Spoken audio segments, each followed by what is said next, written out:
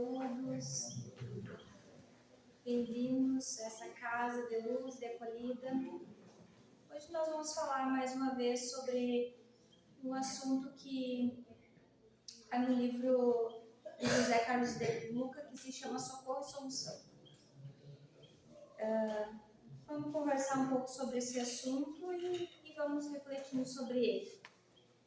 Na verdade, a gente traz um assunto inicial, mas a gente, como no nosso estudo também, nós seguimos uma linha de raciocínio e às vezes nós já estamos lá no outro lado, mas a gente sabe que nada acontece por acaso e os assuntos vêm vindo conforme a necessidade que se apresenta, né? Então, o capítulo desse livro é intitulado Ame a Sua Cruz. Já nos faz refletir, e nós refletimos um pouco no estudo sobre isso, né? Sobre a forma como nós escolhemos lidar com as situações que nos acontecem, né? Olhar para as nossas dificuldades e para os nossos desafios, como diz aqui o título, né? Ame a sua cruz, olhar para eles com um pouco mais de carinho, um pouco mais de resiliência. Eu entendi esse título dessa forma, quando a gente entende as dificuldades que nos vêm, sabendo que elas têm um propósito de ser, né? Que os problemas nos aparecem sempre com uma lição e com um ensinamento, faz com que a gente olhe para essa cruz com um pouquinho mais de amor. E começa falando assim: a cruz do Cristo traz grandes lições para todos nós, meus filhos.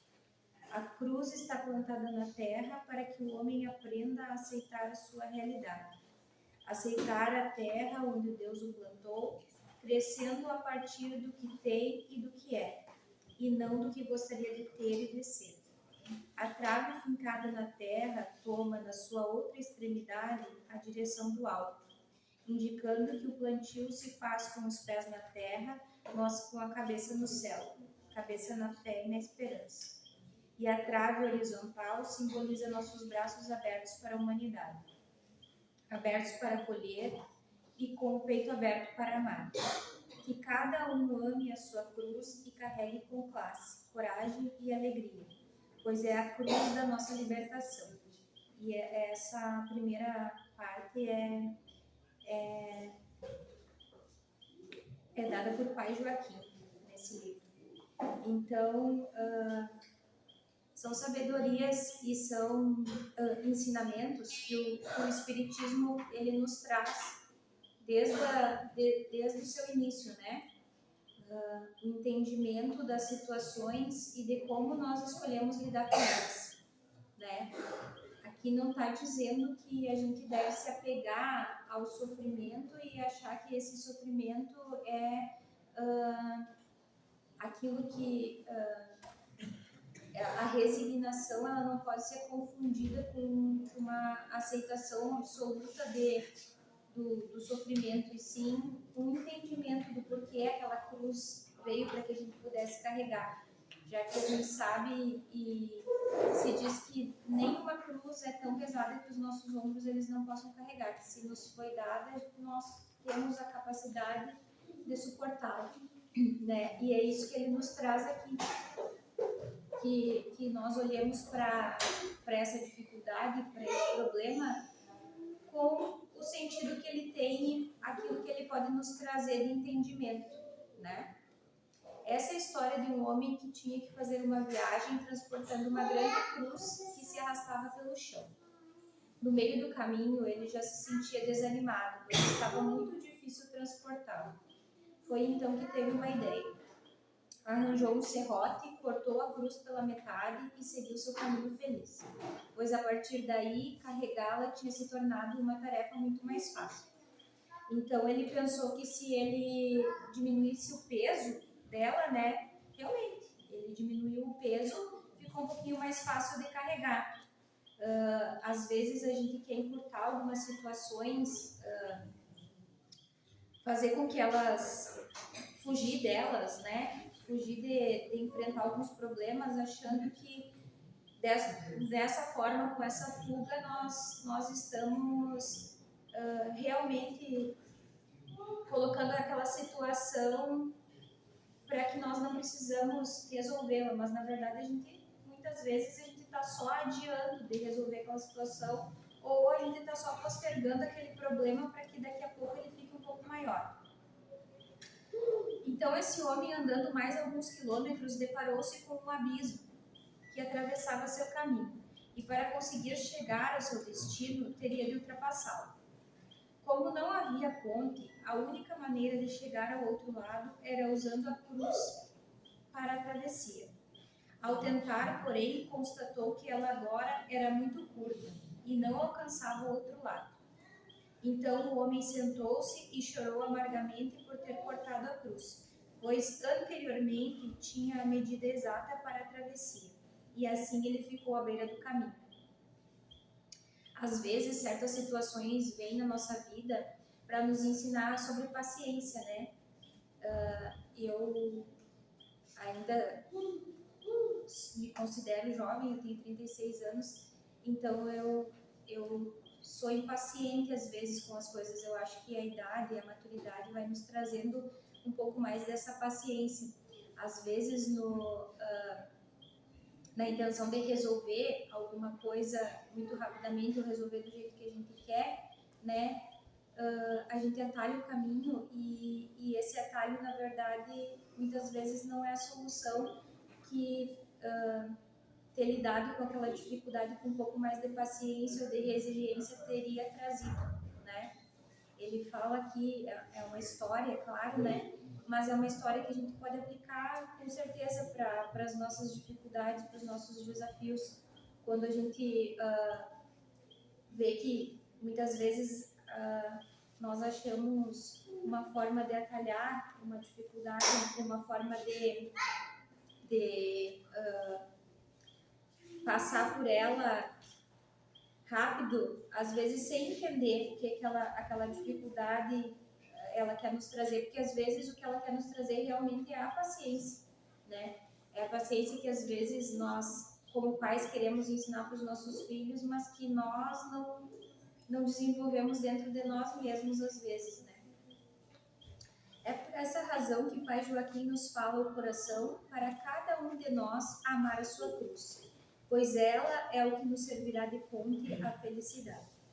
Ele pede para que cada um ame a sua realidade, que é a sua cruz diária na família, no trabalho, na doença, na dificuldade financeira, enfim, em todos os obstáculos que nos cercam. Amar a sua cruz não é amar o sofrimento, mas é aceitar de bom grado o desafio de agora, sabendo que ele nos servirá de ponte para novos caminhos. Nós falávamos no estudo sobre isso também, sobre a maneira como a gente enfrenta, né, a doença, a dificuldade.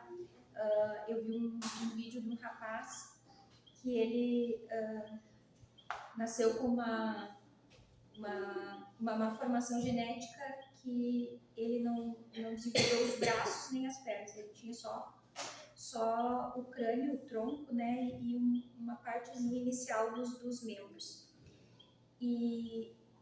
Só que ele desenvolveu mentalmente uma resiliência, um entendimento sobre aquele problema, sobre aquela dificuldade de limitação física que ele tinha, que nenhuma daquelas dificuldades que ele passava, de limitações físicas, era capaz de limitar o cognitivo dele e o mental dele. Então ele se tornou um grande palestrante, e não só externamente, né? Não só para falar para as pessoas, mas a forma que ele conduz a vida dele mediante aquelas dificuldades que ele tem, que eu acredito que seja a grande vitória, o grande entendimento que nós temos que ter, né? Porque às vezes nós vamos passar para os nossos filhos, e nós aprendemos também, né? Com certeza, porque quando a gente quer passar alguma coisa para eles, ou quando a gente ensina alguma coisa para eles, nós também estamos aprendendo. Os nossos filhos também são uma escola, né? Assim como nós fomos para os nossos pais também.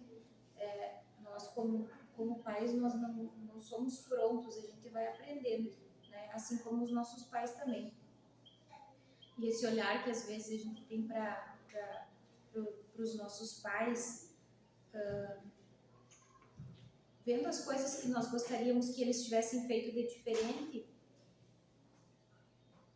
pode ser aplicado para a nossa realidade, né? Porque aquilo que foi feito, aquelas dificuldades que eles tiveram, foram dificuldades que naquele momento foi com certeza o melhor que eles podiam fazer, né? Porque nós como pais sempre queremos passar o melhor para os nossos filhos.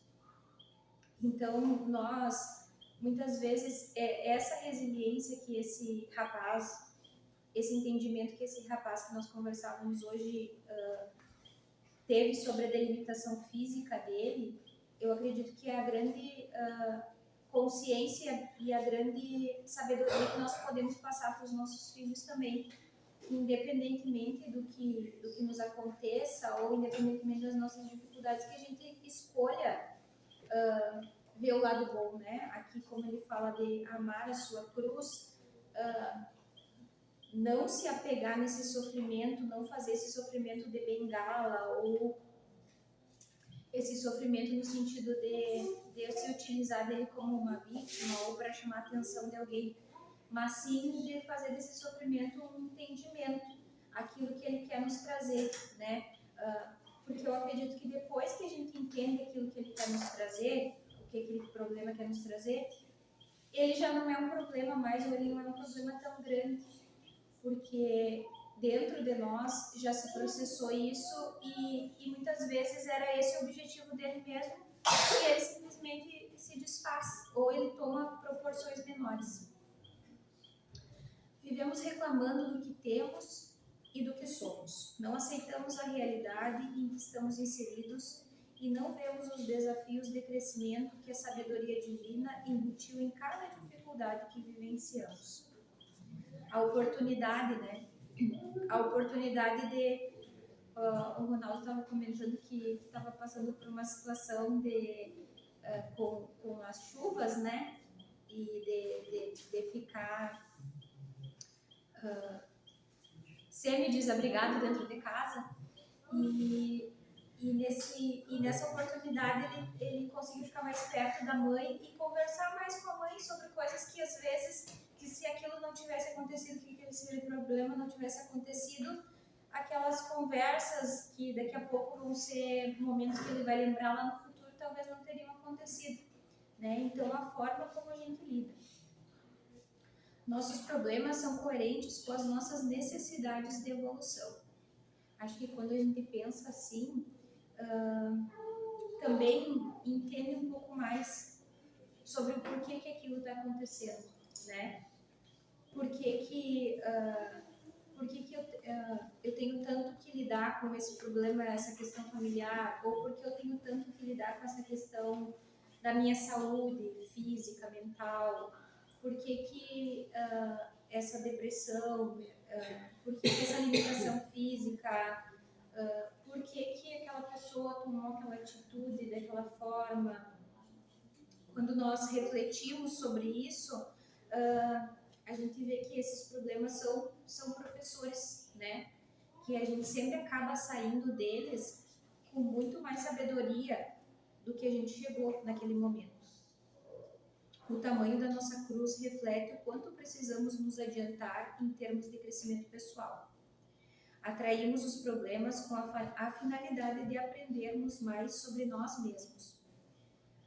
Se a gente pensar nessa palavra, né, atraímos, às vezes a gente pensa assim que não é possível que eu tenha escolhido passar por esses problemas ou que aqui mesmo eu tenha atraído esses problemas, mas cada vez mais a gente entende e sabe que sim, que se não foi uma escolha nossa na espiritualidade, foi uma necessidade nossa, né? É uma necessidade nossa passar por esses problemas e muitas vezes nós criamos eles e depois lá na frente a gente reclama e depois mais lá na frente a gente entende por que precisava passar, mas a paciência e a resignação de entender os processos. Meditemos sobre essa mensagem tão esclarecedora de Hamed. Nascestes no lar de que precisavas. Vestiste o corpo físico que merecias. Moras no lugar que Deus poderia te proporcionar de acordo com o teu adiantamento. Possuis os recursos financeiros coerentes com as tuas necessidades, nem mais nem menos, mas o justo para as tuas lutas terrenas. Teu ambiente de trabalho é o que elegestes espontaneamente para a tua realização. Teus parentes e amigos são as almas que atraístes com as tuas próprias afinidades. Portanto, teu destino está constantemente sob teu controle. É uma parte de reflexão sobre as nossas escolhas, né? Sobre as nossas escolhas e a necessidade que nós temos de estar dentro de cada ambiente, a necessidade que nós temos de entender aquele ambiente e aquilo que ele nos traz. Quando eu estava lendo sobre esse tema, eu abri, né, aleatoriamente esse livro, que é um livro de capítulos, pedindo auxílio para que eu pudesse falar sobre algo que, né, fosse da minha necessidade primeiro e depois da necessidade das pessoas que viessem aqui, porque quando a gente está aqui falando, a gente está escutando e pensando sobre, né? Então, quando eu pensei nisso, falando sobre pessoas do espiritismo, que eu sempre gosto de falar, lembrei de Chico Xavier na questão da cruz e da paciência, né? Da resiliência que ele teve, que como espírito missionário que ele era e é, ele veio já desde criança tendo que exercer a paciência, a resiliência, né? A mãe dele desencarnou quando ele tinha 5 anos de idade, e eu fico pensando que a minha mãe desencarnou quando eu tinha 33, e como foi e é difícil, né? Quando a nossa mãe precisa ir embora, assim, como a gente sente a falta, né? A necessidade daquela casa, que é uma casa muito mais de afeto do que uma casa física. E então, com 5 anos, ele precisou, ele e todos os irmãos, eles precisaram ser distribuídos para parentes e familiares. E ele foi ficar com uma madrinha, que era uma madrinha que foi uma prova de paciência e de resignação para ele, porque ele poderia ter simplesmente se apoiado disso para dizer que na vida adulta tinha muitos traumas, tinha sofrido muito e que por isso ele era assim ou assado, mas ele escolheu aprender, né, com essa madrinha que ele sabia que muitas vezes era usada pela espiritualidade que não queria que ele desenvolvesse a missão dele. Então dizia que a madrinha esquecia de dar o que comer para ele, né? Na verdade, ele passou bastante tempo sofrendo nesse lugar com essa pessoa, até que o pai dele casou novamente e a mãe dele comunicava com ele, né, em espírito, e sempre falava para ele que mesmo passando por aquelas dificuldades com aquela madrinha, com aquela pessoa, que ele não tivesse raiva dela, que ele tivesse paciência, que ela era também uma educadora, né, da vida. Aquelas pessoas difíceis também são professores para nós. A gente fala sempre no estudo sobre isso, né, que aquelas pessoas de difícil convivência, muitas vezes elas são professores, que às vezes não necessariamente tu tenha que ter aquele convívio próximo, mas que tu observar aquelas atitudes para que aquilo te sirva como lição, para que se tu repele aquilo, que tu não pratique aquilo. Então aquela madrinha foi uma professora para ele, e ele pôde aprender através dela paciência, resignação, né, para que durante a caminhada dele ele aplicasse isso, porque ele precisou ter muita paciência, muita resignação, né? Morava numa cidade pequena, falava sobre coisas que a maioria das pessoas não entendiam, vivia, né? Era uma pessoa muito humilde, uma pessoa muito boa. Então, às vezes,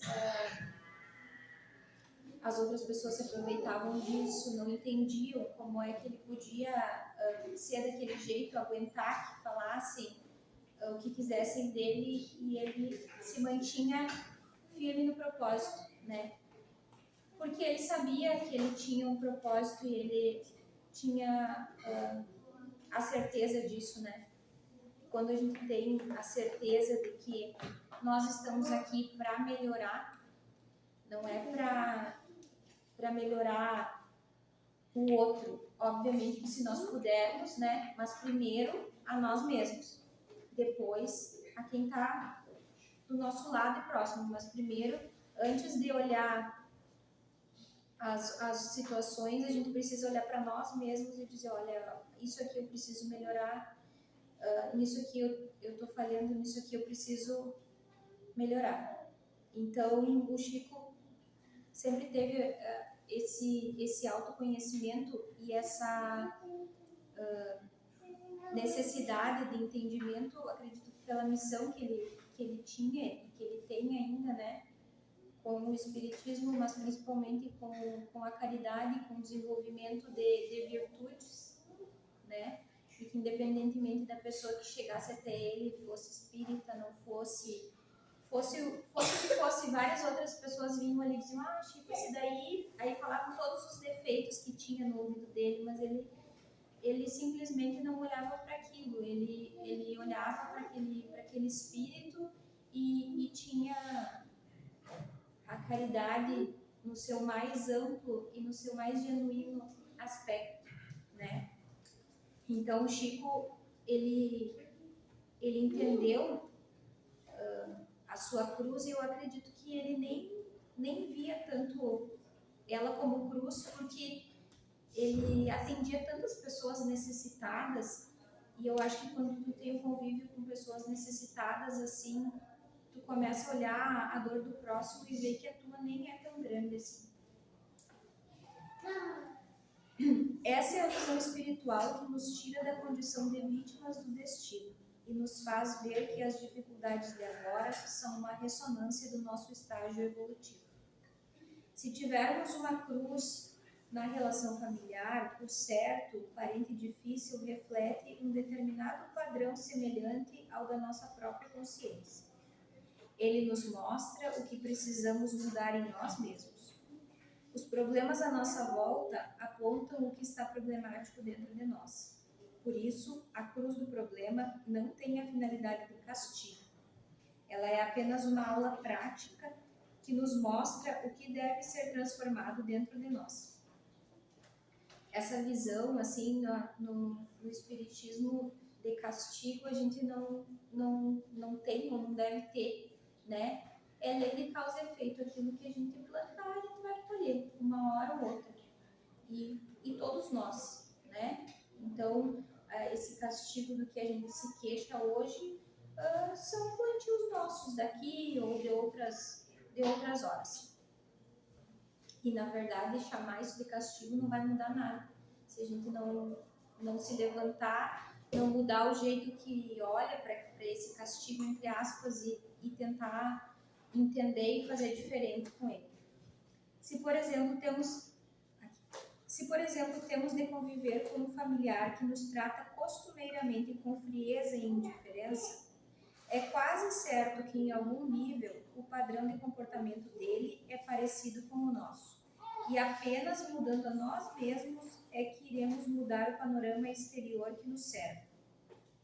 À medida que formos mudando a nossa postura íntima, demonstrando perseverantemente mais calor humano e mais interesse pela vida das pessoas, um grande milagre surgirá em nossa vida.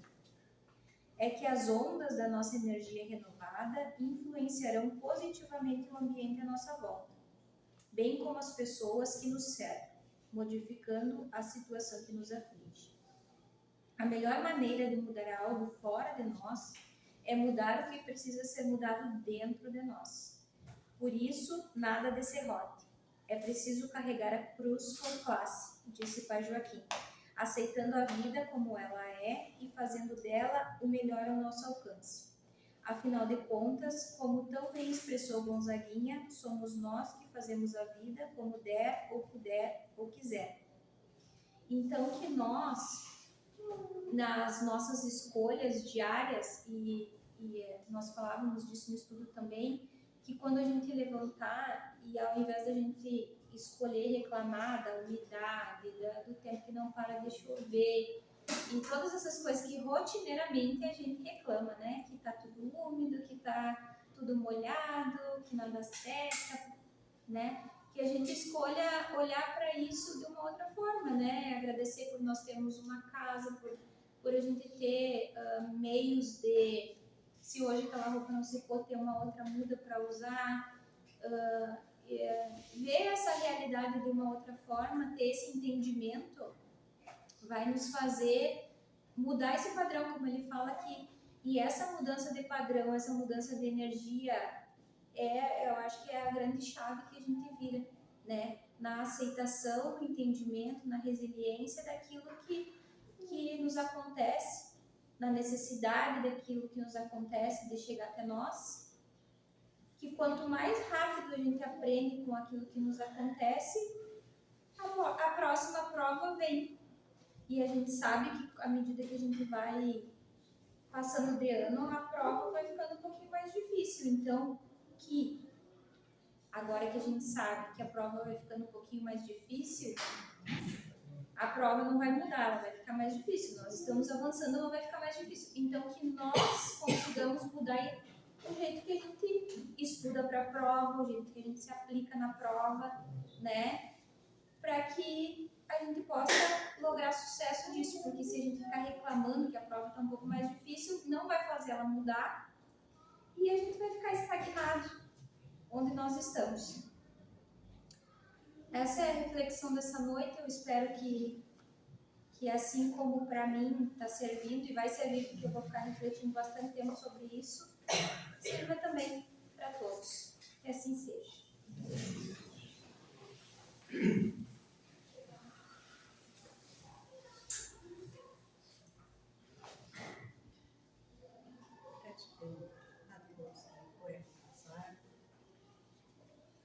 Que Deus